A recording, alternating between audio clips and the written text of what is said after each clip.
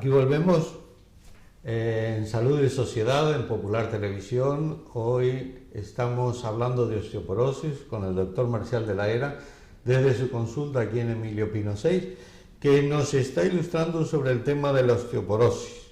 Hemos hablado de el sol. Una pregunta que no te he hecho antes sobre el sol y la vitamina D. ¿Es necesario ponerse desnudo o con mínima ropa o vale con que esté yo? Sí, eso no es necesario ir a la playa y ponerse bañador para que la acción del sol sea eficaz. Lo que puede hacer es más importante la frecuencia que no la intensidad. No es que vaya un día a ponerme negro al sol, no. Yo me puedo remangar un poquito las mangas o si llevo pantalón corto, o las señoras que lleven falda, pues remangarse un poco para que le den las piernas.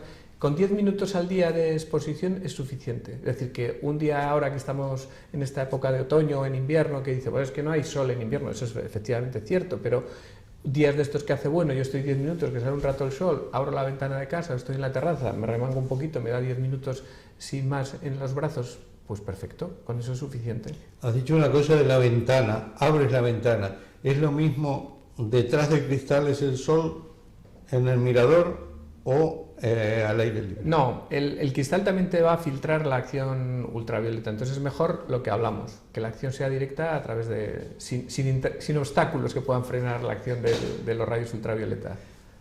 Muy bien, pensamos que esa señora fundamentalmente, y digo señora porque has dicho que es lo más frecuente, esa señora posmenopáusica viene a la consulta y ¿qué le haces para saber si tiene o no tiene osteoporosis?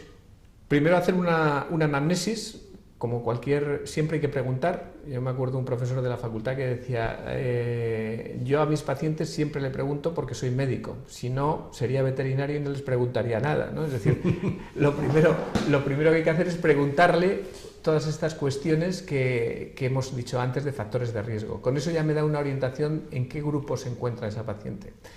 Otra cosa que no hemos comentado es el índice de masa corporal. Eso es un factor que también es un factor de riesgo, es decir, la delgadez importante, que es un índice de masa corporal por debajo de 20, eso normalmente entre 20 y 25 se considera que es normal, por debajo de 20 bajo peso, por encima de 25 de índice de masa corporal es sobrepeso y de 30 en adelante es obesidad. Pues bueno, para entendernos, aquellos que tienen bajo peso, es decir, que son delgaditas, en este caso porque es más frecuente, tienen más riesgo. Por tanto, una persona delgada tiene más riesgo.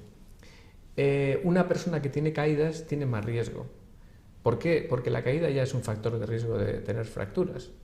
¿Y eso por qué? Porque solamente se rompen los que se caen.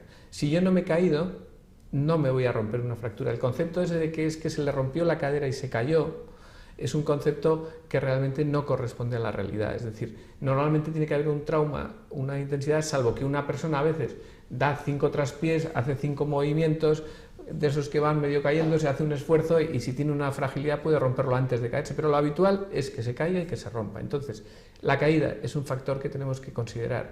El tema de la fragilidad, ¿no? Es decir, el concepto de frágil. Un paciente frágil, ¿quién es?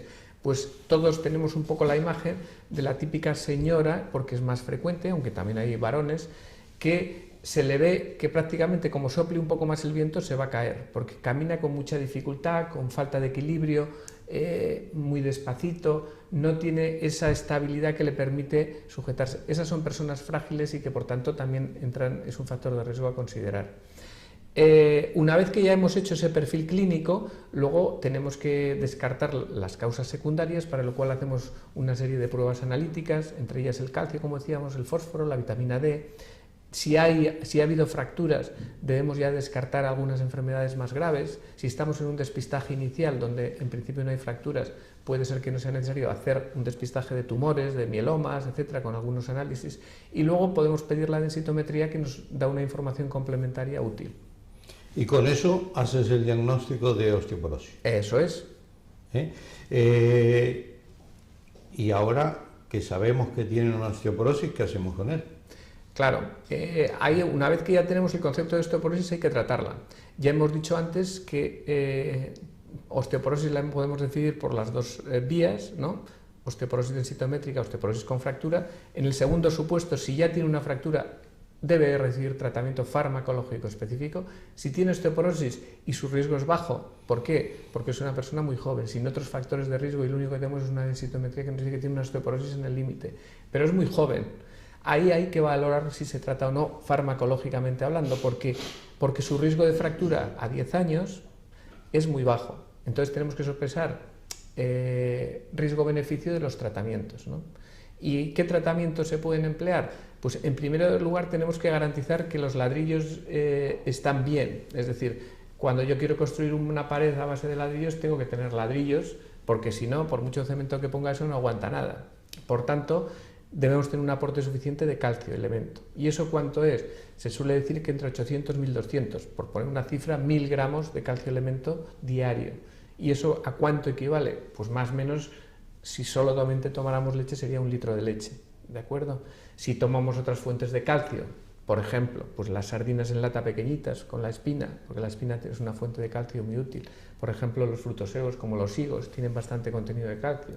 Algunas verduras como los brécoles, coles de Bruselas, tienen bastante contenido de calcio. Es decir, todo eso son sustancias que tienen calcio y que yo tendré que ir haciendo un sumatorio para que llegue a esa cantidad. Si yo llego con alimentos, perfecto, es la mejor fuente natural de ingesta de calcio. Y no tienen que tomar medicamentos. Si yo consigo eso con dieta, pero claro, muchas veces nos encontramos con que cuando le interrogamos al paciente, dice, yo la leche es que no me gusta, nada, yo no tomo leche, yo tomo té, yo tomo tal, y los quesos tampoco, o porque me sienta mal, hay gente que tiene intolerancia a lactosa, a mí me sienta mal y yo no tomo leche, o tomo una leche que tiene muy poco contenido de calcio. Entonces tenemos que aportar por otras vías. Si no toma esos otros alimentos, tendremos que dar un aporte externo, una pastillita con calcio. Con la vitamina D, lo mismo. Se calcula que tenemos que tener aproximadamente 800 unidades de vitamina D al día. Necesitamos. Entonces eso lo podemos conseguir con lo que hemos dicho del sol, que eso es suficiente. Estamos en una zona donde si yo tengo un poco de preocupación por esto que hemos dicho, puede ser suficiente, pero no debemos engañarnos porque aunque estemos en España, donde todos los extranjeros vienen aquí a tomar el sol, la incidencia de baja vitamina D, de hipovitaminosis D, es muy elevada. Y máxime, ¿en dónde? En personas que no tienen ese contacto con el exterior. ¿Por qué? Porque están ingresadas, porque están hospitalizadas, porque están en instituciones y salen poco al exterior. En esas personas, si no tienen un suplemento, la hipovitaminosis es 100%, porque no tienen esa fuente. Algunos otros alimentos de vitamina D, los pescados grasos, por ejemplo, tipo salmón, pero eso tampoco es un alimento que nosotros habitualmente tomemos mucho en donde nos movemos, ¿no? Entonces, eso es una cosa que hay que medir y en función del nivel corregir para que calcio y vitamina D lo tengamos adecuado. Y luego la propia medicación, los fármacos, evidentemente se los tenemos que tratar. Ya hemos apuntado antes que en aquellas personas que tienen fracturas son siempre candidatos. ¿Por qué? Un ejemplo muy fácil, las fracturas vertebrales, por ejemplo, es decir, si yo detecto que esta persona tiene una fractura vertebral que acaba de producirse, ¿qué pasa? Que en un año, desde que se ha producido ahora, en un año, 1 de cada 5 personas en esa situación va a volver a tener otra fractura. Luego, es un candidato 100% a tratar. Y en cuanto a tomar vitamina A. Bueno, la vitamina A tampoco ha demostrado que sea especialmente útil o necesaria en el tratamiento de la osteoporosis, ¿no? La D es imprescindible, como hemos dicho, la A pues no lo es tanto, igual que las del grupo B y otras. Antiguamente, estoy hablando hace muchos años, recuerdo a un famoso profesor norteamericano que fue de los primeros que estudió en la época moderna el tema de la osteoporosis, y decía que él a su mujer le exigió, si no era motivo de divorcio, el que tomara todos los días 1 litro de leche desde los 18 años.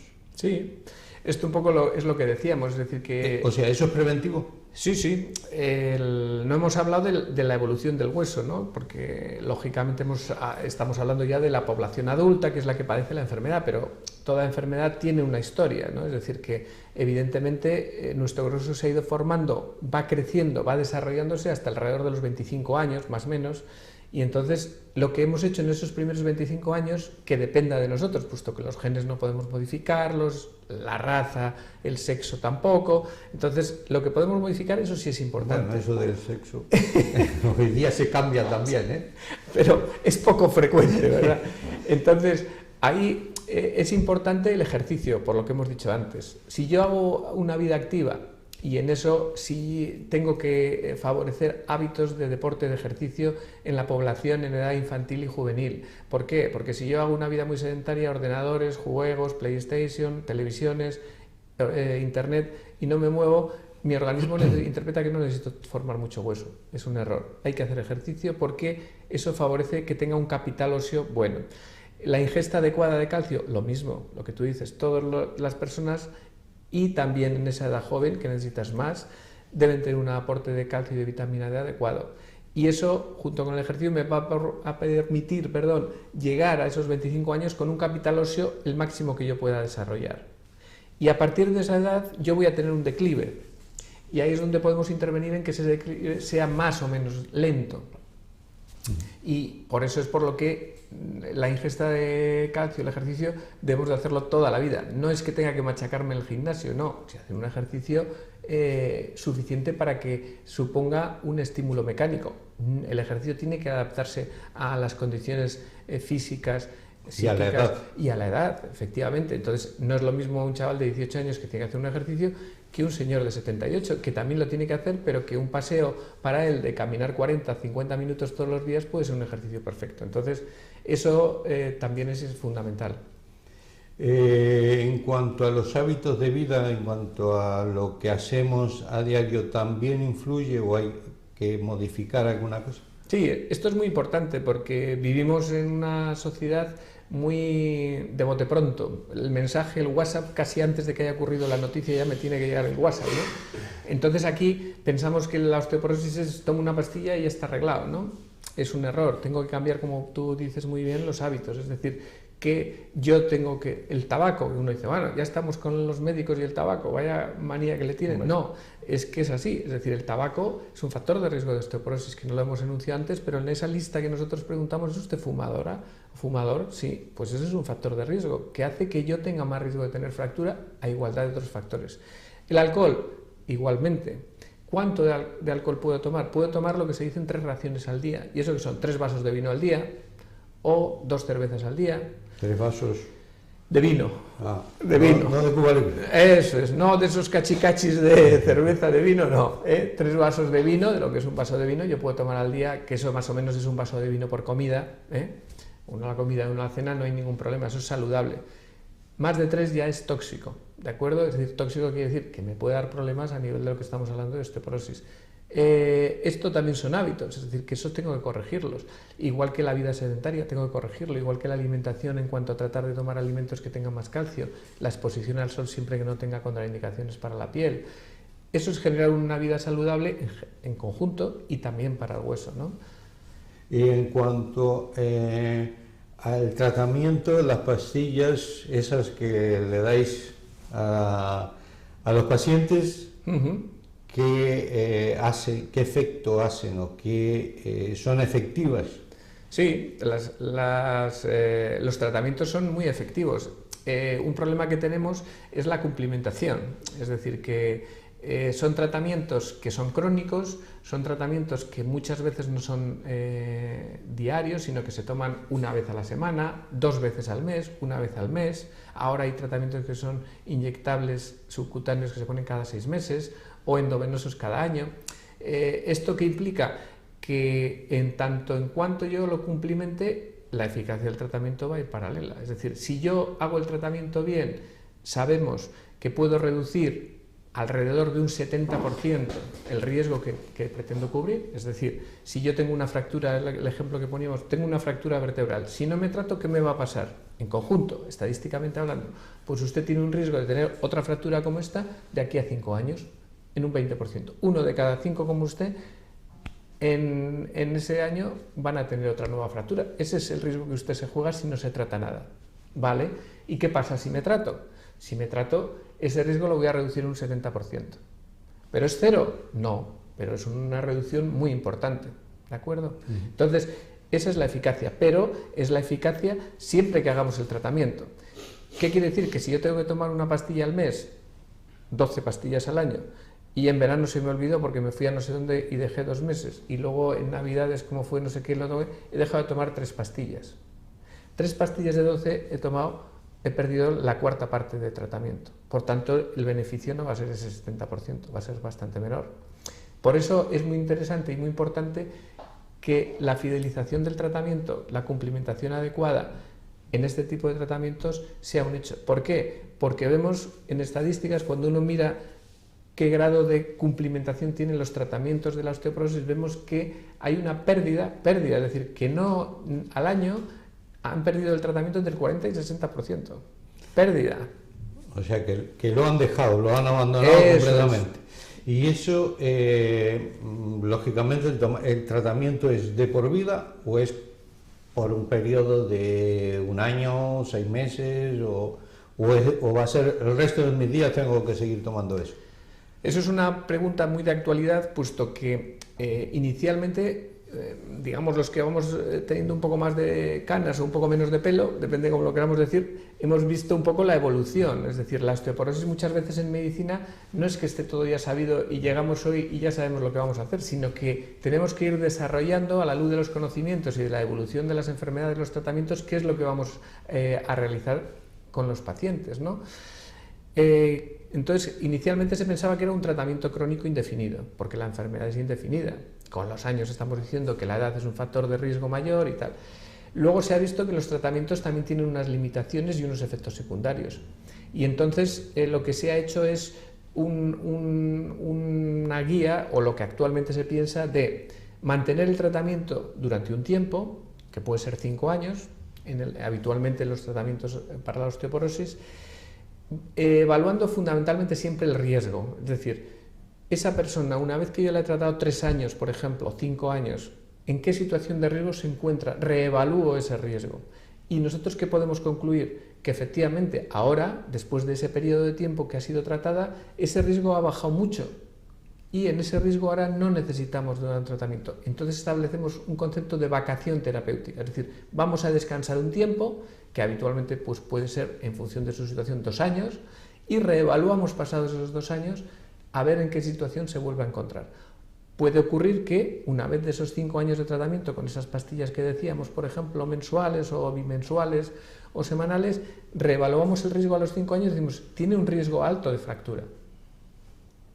O porque ha tenido una nueva fractura en este periodo. Entonces, ¿qué hacemos? ¿A los 5 años paramos a todo el mundo? No. En esa persona que la hemos reevaluado a los 5 años, vamos el riesgo-beneficio y como vemos que el riesgo que tiene es alto, debemos de continuar. Es decir, que no hay una medida o un tiempo límite, como algunos pacientes comentan, oiga, que llevo ya tomando esto 3 años o 5 y que tengo que dejarlo ya.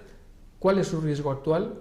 ¿Debe de seguir o no debe seguir? El riesgo es el que nos va a decir si tiene que seguir o no. Junto con la pastilla de la osteoporosis, esa mensual o bimensual o semanal, tienen que tomar el calcio entonces y la vitamina D. Si no toman el calcio y la vitamina D, ¿qué pasa? Que el tratamiento no es tan efectivo, porque la vitamina D es una vitamina fundamental para el hueso. Ya hemos dicho que regula cómo se va a formar esa argamasa, por decirlo de alguna manera, esas relaciones entre las células, el equipo de trabajo, y entonces no van a trabajar bien. La vitamina D regula la absorción de calcio por el intestino, favoreciéndola. La vitamina D evita la pérdida de calcio por el riñón. Por tanto, si yo tengo bajos los niveles de vitamina D, exclusivamente en el hueso hablando, voy a tener ese problema de que no lo voy a hacer, no va a formarse bien ese hueso. Con independencia de que cada vez la vitamina D tiene una acción más pleotrópica, afecta a muchos sitios. Se piensa que el tono muscular, incluso en algunas ocasiones las caídas, en aquellas personas que tienen unos niveles bajos de vitamina D, son mayores. Es decir, que parece que por una acción muscular de fomentar ese tono muscular me previene también de caídas. Y en otras muchas implicaciones cada vez aparecen artículos donde se implica la vitamina D, es decir, que tiene una acción hormonal en muchos otros sistemas. ¿El pronóstico de esta enfermedad es como enfermedad es bueno o es una enfermedad incurable? Es bueno siempre que hagamos bien las cosas. Si uno analiza, por ejemplo, Estados Unidos, por decir un continente, ¿no? Porque Estados Unidos a veces pensamos que es un país, pero realmente Estados Unidos es un continente, es como decir Europa. Pues es que son 300 millones, más o menos, no sé exactamente la cifra actual de habitantes. En Estados Unidos ha disminuido la tasa de fracturas. ¿Como consecuencia de qué? De muchas cosas. Alimentación, hábitos, tratamientos, preocupaciones. Es decir, que parece que sí que logramos disminuir esa tendencia, que es el objetivo final, es decir, que tengan menos fracturas osteoporóticas. Pero ¿estamos haciendo bien las cosas? Realmente queda mucho por andar. Cuando nosotros vemos un ejemplo ya donde uno puede ser que no tenga dudas, dice, bueno, una persona que se ha roto la cadera por un trauma mínimo, es osteoporótica. Se la ha tenido que operar porque esa fractura, si no, no se va a resolver. Y de esas personas, ¿cuántos están en tratamiento al año de la osteoporosis? Alrededor del 20%. Dice, ¿solo? O sea que de cada 10 personas que tienen fractura al año, solo están en tratamiento 2 y 8 siguen sin tratarse a pesar de que se han roto la fractura de cadera. Así es. Luego entonces es evidente que no hacemos bien las cosas, ¿no? Es decir, que es un mea culpa. Nosotros no hacemos bien las cosas. Ahí es donde viene la prevención secundaria, que esa es, como hemos dicho antes, con los números que hemos dado, personas que ya tienen una fractura, sabemos que al año, 1 de cada 5 se van a volver a romper, pues hombre, si no tratamos a esos, mal vamos, digámoslo coloquialmente, ¿no? Es decir, que la prevención secundaria empezaría, y hay programas a nivel de la Organización Mundial de la Salud y a nivel hospitalario de coordinar equipos de ortopedia donde tratan las personas de fractura con equipos de metabolismo óseo, de reumatología, que lleven estas unidades para tratar esta población, que es una población de alto riesgo. Y en vez de esos 20% tratados, pues que consigamos el 30, el 40, el 60 o idealmente el 100%, porque eso vamos a conseguir reducir mucho en esa población de alto riesgo, insisto, la tasa de fracturas recurrentes. Para terminar, porque se nos acaba el tiempo, ¿podrías darnos o darles a nuestros televidentes algún consejo sobre esta enfermedad en cuanto a prevención? Los hábitos, es decir, primero uno tiene que tener en cuenta lo que has dicho tú del sexo, es decir, las mujeres tienen más tendencia por estadística, por todos estos factores que hemos dicho, a tener osteoporosis, por eso deben de preocuparse más. Los hábitos de una ingesta de lácteos adecuada, evitar el tabaco y tomar un consumo racional de alcohol, hacer un ejercicio adaptado a su edad, adecuado todos los días, y si tienen antecedentes familiares de fractura osteoporótica, porque su madre tuvo fracturas vertebrales, digo madre porque es más frecuente, o fracturas de cadera, pues esas personas deben de ponerse en contacto con su médico porque ya es una población de alto riesgo. Máxime si son diabéticos, o máxime si están tomando cortisona, o máxime si tienen una menopausia precoz, porque la han tenido muy jovencitas, antes de los 45 años. Eso es un grupo de alto riesgo que esos deben de ponerse en contacto con su médico para que evalúe su riesgo real. Bueno, Marcial, tenemos que agradecer, porque se nos ha acabado el tiempo, agradecer en nombre de nuestros televidentes el tema de que nos hayas ilustrado sobre el tema de osteoporosis. Además, muchas gracias por recibirnos aquí en tu consulta de Emilio Pino. Y bueno, hasta otro tema. Y señores, aquí acabamos en Salud y Sociedad, en Popular Televisión. Hasta la próxima semana.